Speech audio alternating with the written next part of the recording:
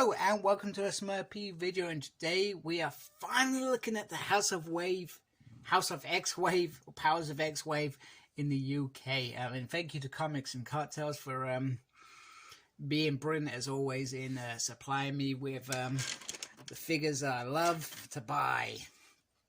So X-Men obviously is my main thing. It's a thing that I've loved since I was 10 years old. I think I was about 10. And I got started into it, the animated series. My dad buying me comics when we spent time together at a weekend. Oh man, brilliant! And I've been waiting for this wave for a long time. I've been seeing people get it. I've been overly jealous and patiently waiting. Now I did actually find some House of X at the weekend just gone, and I did buy this figure in particular because I knew I wanted to. And then I also realized that I wanted a second Theta Sentinel as well.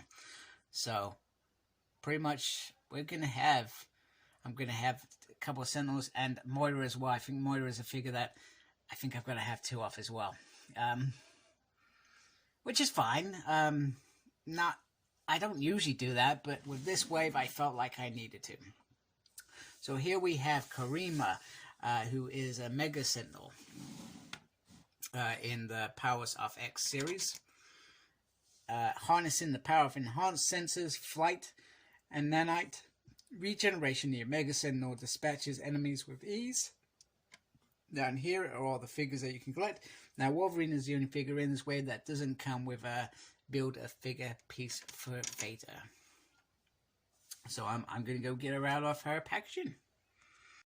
Okay, so Omega Sentinel, or back then Prime Sentinel, Karima was changed by part of Bastion's scheme for Operation Zero Tolerance, where humans became Sentinel hybrids. So they did half the time. A lot of these Sentinels, a lot of these humans didn't know that they were Sentinels until the programming kicked in, and they went and killed people or did whatever. Now, Sharpanda, they made her story a bit more interesting in terms she had a relationship with Neil, who was Thunderbird 3 in the Extreme X-Men run. And he weirdly disappeared out of that run, and I'm pretty sure we haven't seen him since. So they built this relationship with her, and I think eventually the X-Men help her to some extent get back to some sort of control. However, she is part Sentinel. And I would have liked a human head for her, because there was another story, probably one that was more interesting with this character than anything else, was I think, is it Mike? Oh, that's going to bug me. Is it Mike Carey? That's really gonna bug me. He's X-Men runs with X-Men's with Rogue's X-Men team, and pretty much half the team are Marauders. Now during this event, Sharpanda gets her gets taken over by, what's the word? By some programming. I think by one of the other Marauders. I can't remember whether it's Malice or one of the others anyway. And I love that Blinded by Light story. So she has been around since 2000. So she's been around for a while, and she's recently resurfaced as Omega Sentinel. Oh, there we go. That's a good start in what is known as the, I can't say it, the Orchids plan. So this mode, which is very cool, is from when she was a Prime Sentinel. So they're giving an homage to that late 90s story, and then they've brought in this newer version, which is a great version. I gotta say that I friggin' love these guns that are on her. So she's got this new figure. I think they should have had a blast effect on this one. But very, very nice figure, and she's now got this new form, and she's completely not evil, but she's going back to her roots, and eventually we see her in the future. So she survives all of now and whatever. And she ends up in the future, Powers of X. I'm not sure if that still exists after Moira going back, because they pretty much say they always lose.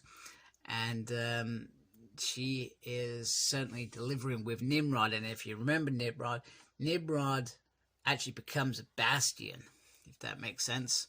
I'm pretty sure that's how it works. He went through the Nimrod went through the Siege Perilous, and then it becomes Bastion, and all of a sudden Operation Zero Tolerance. That's how I always understood it. Very, very nice body, nice detail here. So I think the only thing that could have made this figure, and I gotta remember this is a 20 quid figure, and I brought two because I feel like I could easily have two, especially with that Bastion and Sentinel release coming later in the year. I'm very excited for. Is the one in between here and here, where she is part of Rogue's X-Men team, because I feel like that was quite cool. I'm pretty sure she doesn't have this head in that as well. I may have to go read Blinded by the Light. I really do love that story. One of the best decimation story. There was a lot of good decimation stories, but that was one that stood out. The build-a-figure part that you get with this for the Theta Prime is the big chunky body. And somebody correct me, am I right in thinking that this body or this mold was used for the armored Spider-Man from the Spider-Verse wave, etc.? Am I right in thinking that? Somebody tell me. I'm interested in knowing, because I think it is. But I've never had that mold to read comment on it. And then let's just take a little close look at this version. So I feel like very, very nice. I love the hair, because this is how it actually looked. I'm not sure about the body, where the body looked like this, but either way, it's still quality, because I could have this in an Operation Zero Tolerance form. But they look very, very cool together. You're not going to have to give it, because it's the same Sentinel. That would just be weird, right? I think it would be weird. So I love the accessories in terms of the guns, because that's what she used to do. She used to whip out these guns out of her hands, start, shooting crap. Oh man, it just looked really good. I really especially dig this head sculpt. Is beautiful. The coloring is beautiful. Everything is beautiful. There's some fantastic details, and for a 20 quid figure, and okay, I brought two, but you could buy one, and I probably will. I'm just being greedy, because I can be greedy right now with money.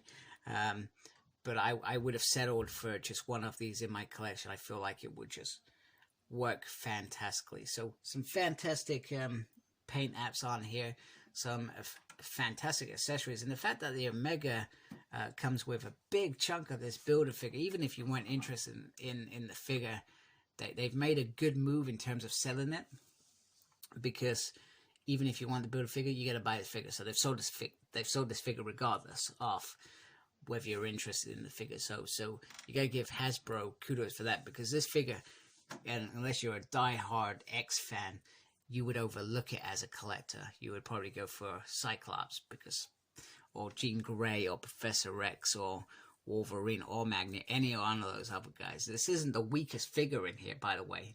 In fact, I don't think I'm going to find a weak figure in any of these, because they're all very strong figures, all nicely well done figures. So fantastic. Very happy with this. Very happy with this at all. Very happy with this indeed. Let's rephrase that.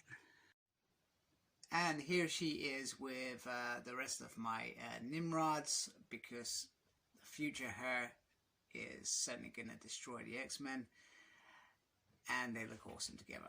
Absolutely fantastic. And I'm glad that it got her. I don't think this is a figure that should be skipped on. I feel like it's one that should be brought, whether you're an X fan or not, or you just collect them because you like Marvel Legends. Certainly one to get, especially if you got Nimrods. So thank you for watching. Please subscribe to my channel and embrace geekiness. Goodbye. Please like, comment, and subscribe to my channel. Follow me on Instagram, Cyclops Smurd. I'm on Twitter @SmurdP. No idea what I'm doing there. I'm also got a page on Facebook, SmurdP. And embrace the geekiness. Thank you for watching. Take care. Goodbye.